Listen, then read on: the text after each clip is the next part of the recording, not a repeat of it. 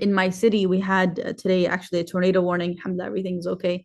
But we had a tornado warning and flood warnings and a lot of storms. So we had a lot of heavy rain.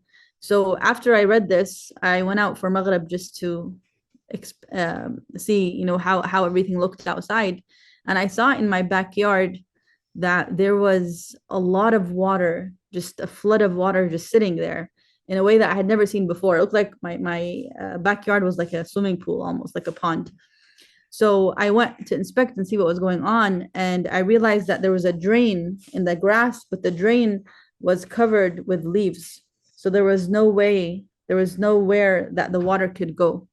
So it was just sitting there stuck. But then as soon as I showed the water where to go and I moved the leaves, immediately like this flood of water started gushing into the drain. And subhanAllah, it looked like the moving water was very moving, like just in the moment. There's all of a sudden you move a few leaves and the water knows where to go.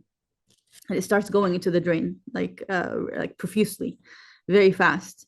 And it reminded me of this verse because when Allah tells us who He is, He immediately shows us the pathway of coming to Him.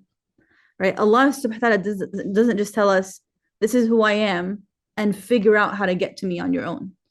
Allah shows us the pathway. He says, because I want you to know me, I sent you Prophet Muhammad sallallahu alaihi wasallam. I gave you this Quran. I gave you my words so it can show you the pathway to me. Right? So you're not left in the dark. You're not left not knowing where to go. Right? SubhanAllah. So for me, it's like, wow, I almost saw this verse in a physical sense, right? To me. And inshallah, with more practice of doing tadabbur, of doing reflections, inshallah, and pondering on verses, you'll be able to do this in your own life.